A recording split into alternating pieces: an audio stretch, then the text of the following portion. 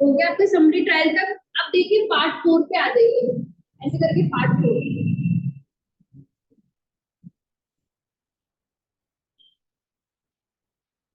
Supplemental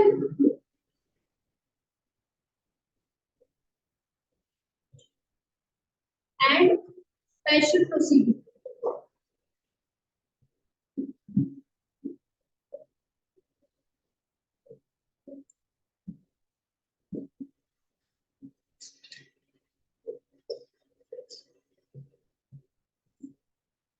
Hindi में लिखिए अनुपूरक कार्रवाइयां, अनुपूरक कार्रवाइयां और विशेष कार्रवाइयां। अच्छा, अब ये जो था ना सूट इन पर्टिकुलर केस, पिछले वाले में लिखा था आपने पार्ट 3 में सूट इन पर्टिकुलर केस लिखा है ना, इसके आगे लिख लीजिए पार्ट 4, पार्ट 4 ऑफ सीपीसी, क्योंकि क्वेश्चन आ चुका है पिछली बार भी। इसके आगे लिख लीजिए ब्रैकेट में, पार्ट 3 में आपने एक हेडिंग लिखी थी स्पेशल सूट।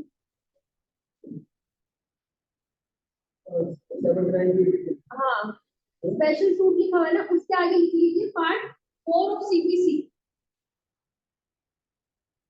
क्योंकि लास्ट टाइम एक क्वेश्चन आया था कि आपका ये जो स्पेशल सूट है वो कहाँ पे प्रोवाइडेड है, कौन से पार्ट में प्रोवाइडेड है। तो इसीलिए मैं बोल रही हूँ, इसके लिए अपन ट्रिक्स लगाएंगे कि जो पार्ट्स है वो आपको कैसे रिकॉल हो, ठीक है, क्योंकि पार्ट्स का रिकॉलेशन बहुत जरूरी है। देन सेक्शन 2 का इंटरप्रिटेशन क्लॉज है, उसका रिकॉलेशन बहुत जरूरी है, क्योंकि उनके बिना फिर क्या है, आप लोग क्वेश्चन को नहीं सॉल्व कर पाओगे, ठीक है। पार्ट 4 वो अपन लोगों ने कंसाइज फॉर्मेट में बनाया है। ऐसे तो 11 पार्ट्स है, ये पार्ट्स आपके चार्ट के है, बाकी 11 पार्ट्स है सीपीसी के। अपन ने उसको कंसाइज करके 6 पार्ट्स में कन्वर्ट किया है, ठीक है। सप्लीमेंटल एंड स्पेशल प्रोसीडिंग लिख लीजिए, सेक्शन 89 टू 95 और ऑर्डर क्या 38 to 40, section 89 to 95 order 38 to 40। और हिंदी वाले क्या लिखेंगे, अनुपूरक कार्रवाइयां, अनुपूरक कार्रवाइयां। अब देखिए स्पेशल प्रोसीडिंग, स्पेशल प्रोसीडिंग आपकी कहां से कहां तक है, अगेन 89 टू 93, 89 टू 93।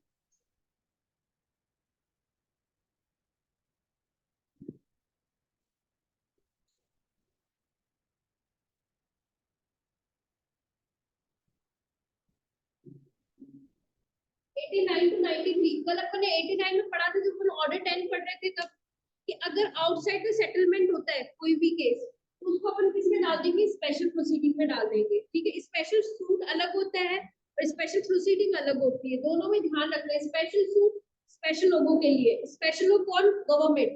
जो आपका पार्ट 3 था उसमें सबसे ज्यादा नंबर ऑफ क्वेश्चन फॉर्म होते हैं किसके रिगार्डिंग, जेएलओ के रिगार्डिंग। तो स्पेशली आरपीएससी ने मेंशन कर रखा है सिलेबस में कि गवर्नमेंट ऑफिशियल्स में जो आ रहे हैं प्रोविजंस, वहां से क्वेश्चन बनेंगे। तो उसपे जो पार्ट 3 है, पार्ट 2 एंड पार्ट 3, उसपे आपकी बहुत अच्छी कमांड होनी चाहिए। अब स्पेशल प्रोसीडिंग क्या है, 89 टू 95। कल मैंने आपको याद करवाई थी एसीजेएम करवाई थी, याद है,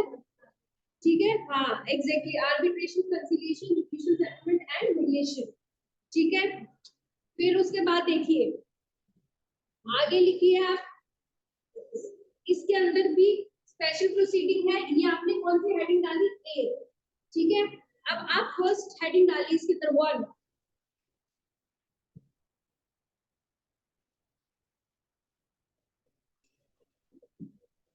1 में लिखिए settlement outside the court, settlement outside the court, यानी न्यायालय के बाहर जाकर के मामले का निपटारा करना, न्यायालय के बाहर जाकर के मामले का निपटारा करना। कहाँ पे, सेक्शन 89, ठीक है, जिसको अपन किसके साथ पढ़ेंगे, ऑर्डर 10 के rule 1A 1B and 1C। Ma'am ये सप्लीमेंटल प्रोसीडिंग में है। हाँ ये स्पेशल प्रोसीडिंग में है। स्पेशल प्रोसीडिंग आपको हेडिंग डालनी है, उसके अंदर फर्स्ट जो हेडिंग है वो है सेटलमेंट आउटसाइड द कोर्ट, यानी मामले न्यायालय के बाहर जाकर मामले का निपटारा करना, जो है सेक्शन 89 में ऑर्डर 10 के rule 1A 1B rule 1B rule 1C, ठीक है। फिर उसके बाद और क्या आ सकते हैं इसमें, public charity and public nuisance. Public nuisance charity किसमें है 92, न्यूसेंस किसमें है 91, तो अपन किसके साथ पढ़ेंगे सेक्शन 91 एंड 92, ठीक है। तो पब्लिक चैरिटी और पब्लिक न्यूसेंस वाले जो मामले हैं उनके अंदर भी क्या कर सकते हो आप, जाकर के कोर्ट के अंदर सूट फाइल कर सकते हो। अब कौन करेगा, किसकी बिहाफ, मतलब किसकी परमिशन के थ्रू चला जाता है, तो वो अपन पढ़ेंगे 91 एंड 92 जब अपन पढ़ेंगे उस टाइम पढ़ेंगे, ठीक है। न्यूसेंस भी दो तरीके की होती है, private nuisance and public nuisance, ठीक है। प्राइवेट न्यूसेंस एक लिमिट तक ऑफेंस नहीं मानी जाती, एक लिमिट क्रॉस होने के बाद ही ऑफेंस माना जाता है, ठीक है। फिर जाते हैं कि हमारा मानहानि का केस लगाते हैं, उसमें सीधा कोई प्राइवेट न्यूसेंस का केस नहीं बनता, उसमें क्या बोलते हैं डिफॉर्मेशन का लगा देते हैं, कोई अनाप शनाप बोल रहे हैं। लेकिन आप पब्लिकली कभी न्यूसेंस क्रिएट करते हो तो क्या बोल देते हैं कि पब्लिकली आकर के 10 लोगों को डिस्टर्ब कर रहा है गाली गलौज निकाल करके, पब्लिक न्यूसेंस का केस छूट जाता है उसको, ठीक है। इसीलिए आईपीसी में भी है और सीपीसी में भी है। फिर आगे देखिए, अब आ जाइए बी, ये तो हो गया आपका स्पेशल प्रोसीडिंग। अब बी हेडिंग डाली सप्लीमेंट्री प्रोसीडिंग, अनुपूर्व कार्रवाइयां, सप्लीमेंट्री प्रोसीडिंग डाल दी बी हेडिंग। इसमें कौन से सेक्शन 94 95,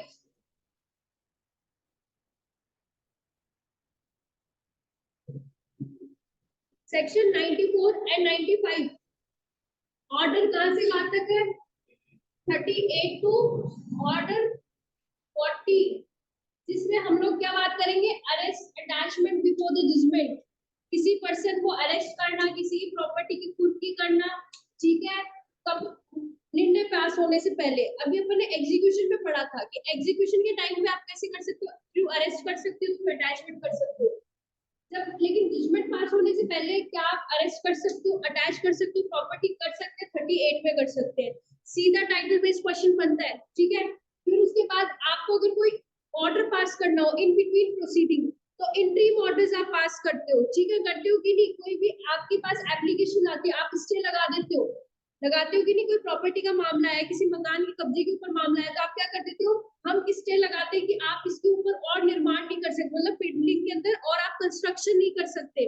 स्टे लग गया। क्या है ये, इंटरिम ऑर्डर है, ठीक है, जिसको अपन कहाँ पढ़ेंगे, ऑर्डर 39 में पढ़ेंगे। बंटवारा करना है, रिसीवर अपॉइंट कर दिया अपन ने, कहाँ पढ़ेंगे, ऑर्डर 40 में पढ़ेंगे। तो अब आप आगे लिखिए, arrest and attachment before judgment, इसके अंदर ए डाल, ये है ना, इसमें फर्स्ट हेडिंग डालिए, arrest and attachment before judgment,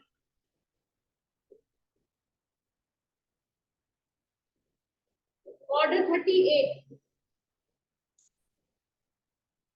order 38,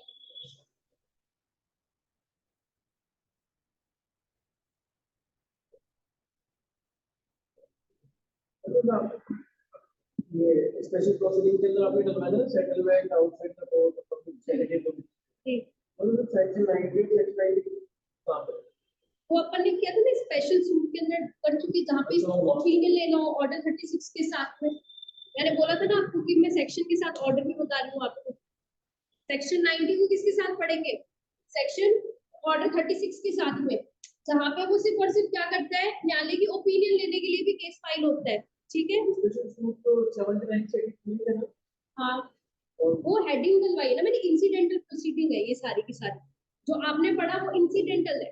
अब पढ़ रहे हो वो क्या पढ़ रहे हो, सप्लीमेंटल है, मतलब प्रोसीडिंग तो चलेगी चलेगी, उसके साथ ही कार्रवाइयां।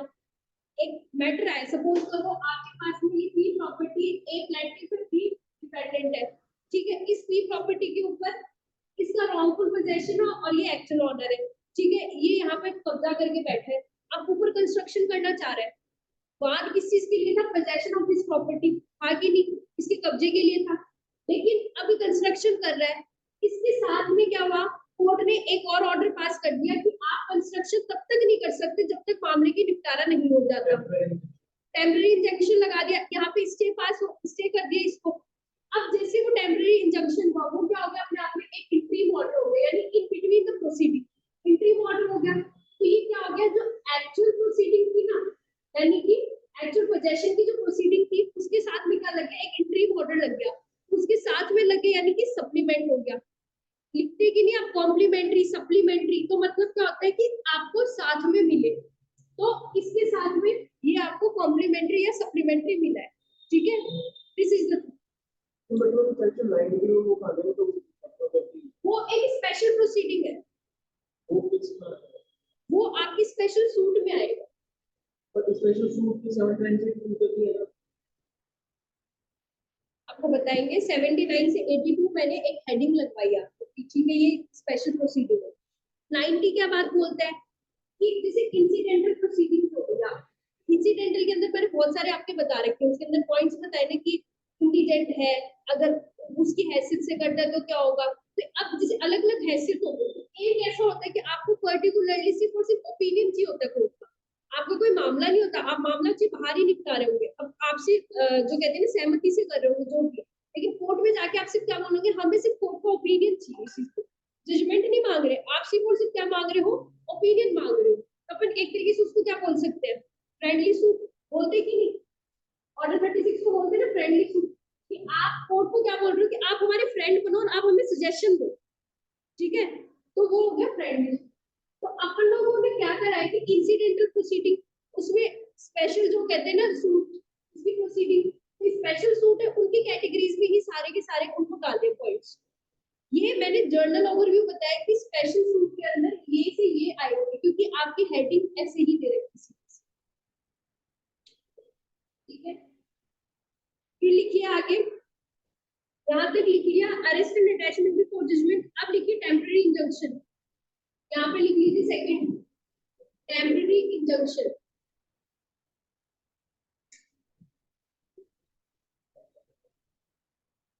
ये कहाँ पे ऑर्डर 39 पे है कि नहीं,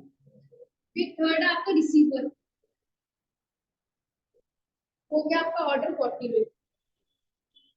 रिसीवर हो गया आपका ऑर्डर 40 में, अपॉइंटमेंट ऑफ रिसीवर,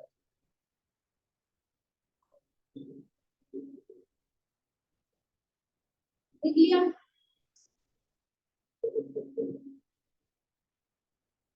अब आप लिख लीजिए पार्ट 5, इसके आगे बना लीजिए पार्ट 5, ऑनलाइन में लिख लीजिए स्टूडेंट्स से, रेज कर दो इसको, यस मैम।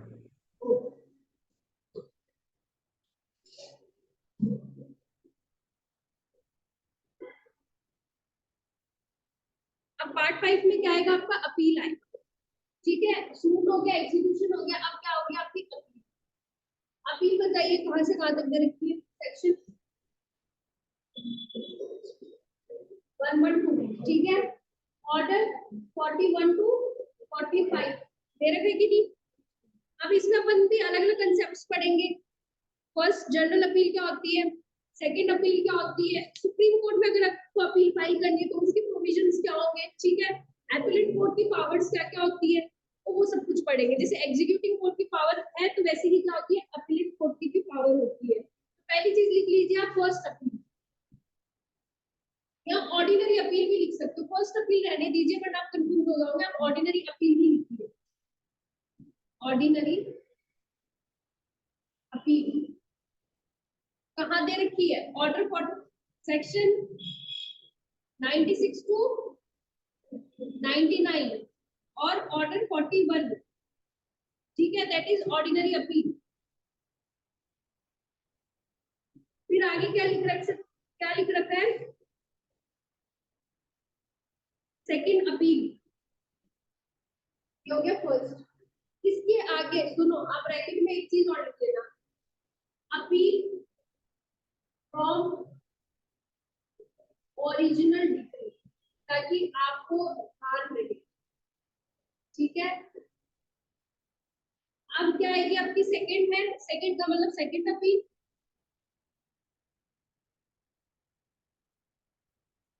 कहां से कहां तक है सेक्शन 102 एंड 103, ठीक है। ऑर्डर 42, ये कहां, ये किस चीज की है, अपील फ्रॉम एपिलेंट डिक्री, ठीक है, अपील फ्रॉम एपिलेंट डिक्री।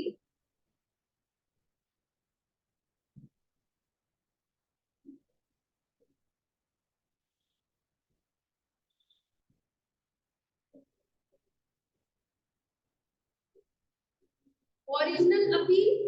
आप जैसे ही डिसीजन आ जाता है सूट इंस्टीट्यूट करके वो कर सकते हो, ठीक है। फिर उसके बाद में सेकंड अपील हो गई, थर्ड में जाइए appeal from orders, appeal from orders कहां से कहां तक है, सेक्शन 104 रीड विद ऑर्डर 43, वहां पे एक लिस्ट दे रखी है, आपको याद होनी चाहिए, सीधा क्वेश्चन पूछते हैं जेलों के अंदर। आगे फिर क्या होगा, powers of the appellant court, powers of appellant court कहां से कहां तक दे रखा है, 107 एंड 108, सेक्शन 107 एंड 108, मैंने ये 104 टू 106 सेक्शन। आगे क्या दे रखा है, अपील बाय इंडिजेंट पर्सन, जैसे सूट फाइल कर रखा था ना ऑर्डर 33 में, ऐसे अपील किस में फाइल करेगा, ऑर्डर 44 में करेगा कि नहीं। तो अपील बाय इंडिजेंट पर्सन, देखिए fifth point, appeal bye indigent person कहां से कहां तक है, ऑर्डर 44, और एट लास्ट आपका कौन सा पॉइंट आएगा, अपील टू सुप्रीम कोर्ट, सीधा आपको सुप्रीम कोर्ट में जाना है। एक सुप्रीम कोर्ट में प्रोविजन दे रखा है 132 से 136 तक, एक प्रोविजन यहाँ पे मिलेगा, कहाँ पे है वो, सेक्शन 109 से 112 और ऑर्डर 45। अब देखिए अपील के कितने इजी से ऑर्डर है, फर्स्ट अपील करनी है, सिंपल सी बात है 96 टू 99, ठीक है, ऑर्डर 41, सेकंड अपील करनी है, ऑर्डर सेक्शन कहां से आ गया 102 103, और फिर ऑर्डर 42, अपील फ्रॉम ऑर्डर है ऑर्डर 104 सॉरी सेक्शन 104 से लेके 106 एंड ऑर्डर 43, फिर उसके बाद में इंडिजेंट पर्सन अगर निर्धन व्यक्ति अपील कर रहा है तो आपको ऑर्डर 44, अगर सुप्रीम कोर्ट में आपको अपील करनी है तो सेक्शन 109 टू 112 एंड ऑर्डर 45, ठीक है। आप देखिए triple R, reference review revision, इसमें ये ए पार्ट हो गया अपील, इसके आगे नीचे लिखिए बी,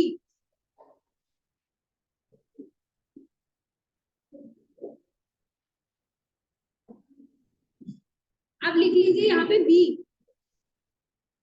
इसके नीचे ट्रिपल आर, सुना है नाम, सुना है क्या नाम आपने, मूवी है ना, रेफरेंस रिव्यू रिवीजन, जैसे वो बड़ी ब्लॉकबस्टर मूवी रही है ना, ऐसी लिखी है, बहुत ब्लॉकबस्टर चीज है अपने सीपीसी के अंदर, लिख लीजिए सेक्शन 103 104 105, तीनों याद होने चाहिए सीक्वेंस के अंदर, रेफरेंस रिव्यू रिवीजन, क्योंकि सीधा टाइटल पे क्वेश्चन पूछते हैं, रिव्यू बताइए कहाँ पे दे रखा है, कहाँ डिफाइन है, रिवीजन बताइए कहाँ पे डिफाइन है, आरजीएस के प्री का भी क्वेश्चन है, मेंस का वैसे इंपॉर्टेंट है क्योंकि इनमें डिफरेंसेस पूछे जाते हैं, और जेएलओ का भी ये फेवरेट क्वेश्चन है। अब आगे देखिए लास्ट पार्ट है पार्ट 6, अपील वाला आपका क्या आ गया था पार्ट 5, है ना, अब आ गया आपका पार्ट 6 मिसलेनियस,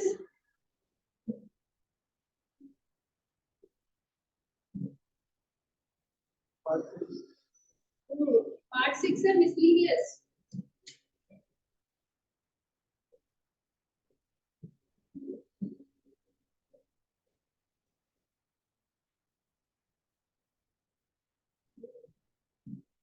कहाँ से कहाँ तक है सेक्शन बच्चे भी क्या 115 तक तो कंप्लीट ही हो गए है कि नहीं? हो गया ना 115 तक कंप्लीट, तो कहाँ से हो गए section 116 to 158 exactly. And order यहाँ पे रिव्यू के आगे आप ऑर्डर लिख लीजिए, सॉरी मैं आपको बताना भूल गई, दिस इज रेफरेंस का आ गया ऑर्डर 46 से 47, ठीक है। और यहाँ पे ऑर्डर 48 से लेकर के ऑर्डर 51, ठीक है, बचे हुए 5, ठीक है। इनके आगे लिख लेना रेफरेंस एंड रिव्यू के आगे। और रिवीजन क्या आपका ऑर्डरलेस है। अब इसमें क्या देखोगे आप, पहले तो हाई कोर्ट की जनरल पावर्स दे रखी है, ठीक है, तो फिर क्या देखोगे provision regarding high court. First point A लिख लीजिए, provision regarding high court.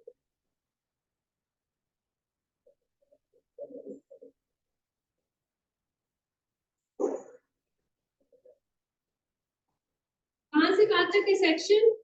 116 to 120, 116 से 120 तक है हाई कोर्ट के। फिर बाद में बता रहे थे रूल्स, ठीक है, B option have the rules. Section 121 से लेकर के कहां तक 131, और फिर एट लास्ट कौन से है मिसलीनियस प्रोविजंस, ठीक है, जो बाकी के बचे हुए हैं ये है मिसलीनियस प्रोविजंस।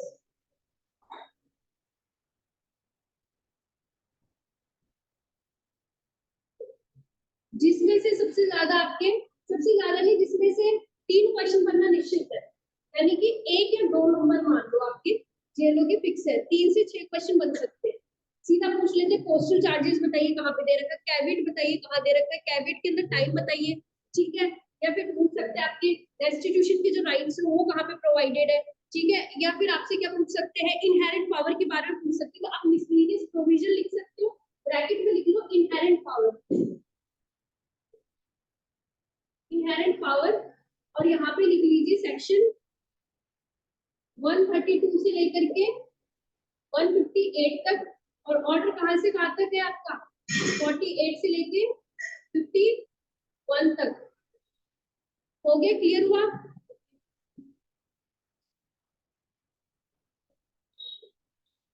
एक इसका सबसे इंपॉर्टेंट चीज पता है क्या है, नोट डाल के लिख लीजिए, note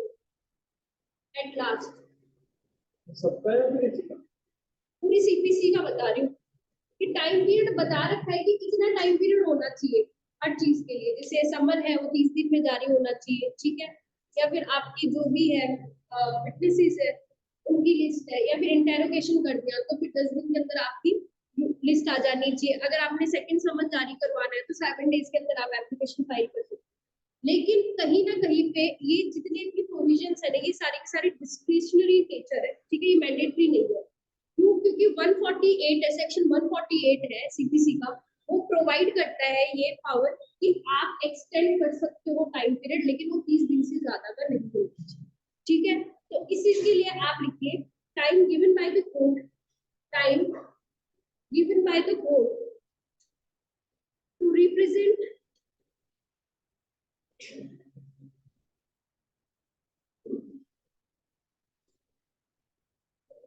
and the time get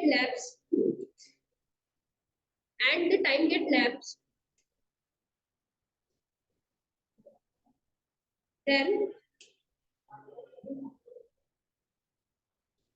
court can enlarge the time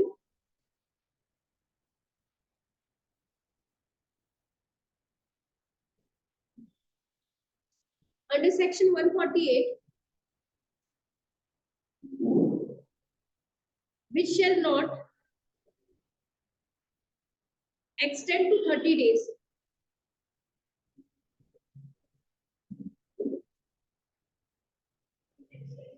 30 days